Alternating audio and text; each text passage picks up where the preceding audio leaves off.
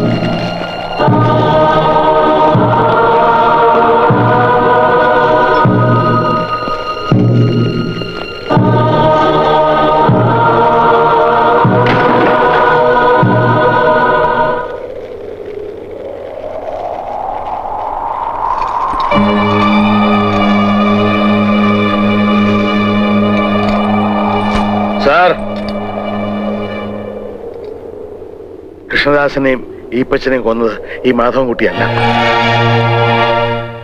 ഞാൻ പറയുന്നത് സത്യമാണ് സർ. കൃഷ്ണദാസനെ ഈപ്പച്ചനെയും കൊന്നത് ഈ നിൽക്കുന്ന മാധവൻകുട്ടി അല്ല. പിന്നെ ആരാ? തനിക്കറിയാമോ? അറിയാം സർ. ആരാ? ഞാനാ. എന്തിനു വേണ്ടി? എന്റെ മകൾ കൊടുത്ത സ്ത്രീധന പണവും അവളുടെ ആഭരണവും എന്റെ തറവാട് സ്വത്ത് വിറ്റ് കിട്ടിയ പണവും കൊണ്ടാണ് കൃഷ്ണദാസ് കുറിക്കമ്പനി തുടങ്ങിയത്. കുറിക്കമ്പനി വളർന്നു വന്നതോടൊപ്പം അവന്റെ സ്വഭാവത്തിന് മാറ്റം വന്നു.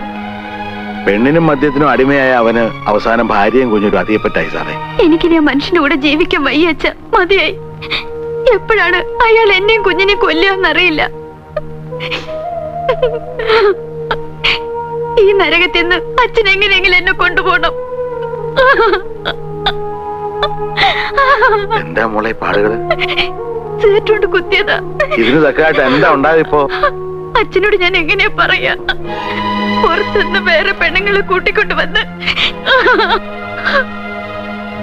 ഓരോ പകലും പോയി രാത്രിയാകുമ്പോ എനിക്ക് പേടിയാണ്. മോള് വേഗം റെഡി ആയിക്കേ, നമുക്ക് പോവാം. ഇവിടെ താമസിച്ചത് മതി. ചെല്ല്. അമ്മാവോ, ഇവളുടെ കെട്ടിയാനോന്നും പറഞ്ഞ് ഞാനൊരുത്തിന് ഇവിടെ ജീവിച്ചിരിപ്പുണ്ട്. എന്റെ സമ്മതമില്ലാതെ ഇവളെ ഇറക്കിക്കൊണ്ട് പോവോ? എന്റെ മോളെ നിനക്ക് കെട്ടിച്ചത് തല്ലാനും കൊല്ലാനൊന്നുമല്ല. അനുസരണക്കേട് കാണിച്ചാൽ ചിലപ്പോ തല്ലിയെന്നിരിക്കും, ചിലപ്പോ കൊന്നെന്നും ഇരിക്കും. നീ കാണിക്കുന്ന വൃത്തികേടോ കൂട്ടുന്നില്ലെങ്കിൽ അനുസരണക്കേടാവും അല്ലേ? അതിന് എന്നെ മോളെ കിട്ടില്ല. മോള് വേഗം റെഡി ആയിക്കേ, പോകാം. അങ്ങനെ കൊണ്ടുപോകാൻ താൻ വളർന്നിട്ടില്ല. ഇറങ്ങണ പുറത്ത്. ഞാൻ എന്റെ അച്ഛനോട് പോവാ. കേരളീയത്ത് കയറാൻ. ഇല്ല, ഞാൻ പോകും.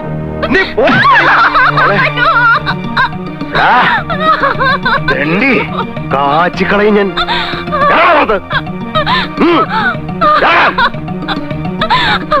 അച്ഛൻ പോയിക്കോ. പിന്നെ ഞാൻ എന്റെ മോളെ കാണുന്ന ഫാനിൽ കെട്ടിത്തൂങ്ങി മരിച്ച നിലയല്ലേ സാറേ? അവൾ ആത്മഹത്യ ചെയ്തതല്ല, അവൻ തല്ലിക്കൊന്ന് കെട്ടിത്തൂക്കിയതാ. എന്നിട്ട് അവന്റെ സ്വാധീനം ഉപയോഗിച്ചത് ആത്മഹത്യയാക്കി മാറ്റി. അത് ചോദിക്കാൻ ചെന്ന് എന്നെ അവനെ ഈപ്പത്തിനോടെ ചവിട്ടി പുറത്താക്കി സാറേ. അന്ന് മുതൽ ഓരോ ദിവസവും ഞാൻ കാത്തിരിക്കായിരുന്നു അവനെ ഒന്ന് കിട്ടാൻ.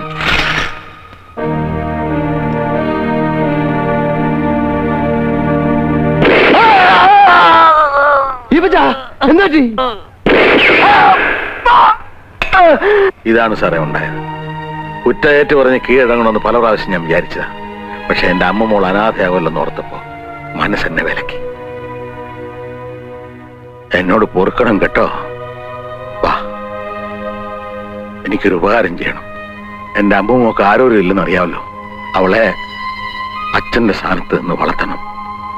പിന്നെ എന്നെ തൂക്കാൻ വിധിക്കുകയാണെങ്കിൽ ഒരു മകന്റെ സ്ഥാനത്ത് നിന്ന് ജഡവേറ്റ് വാങ്ങണം. എന്നിട്ട് ആചാരവിധി പ്രകാരം അടക്കം ചെയ്യണം. അങ്ങനെ ചെയ്യില്ലേ?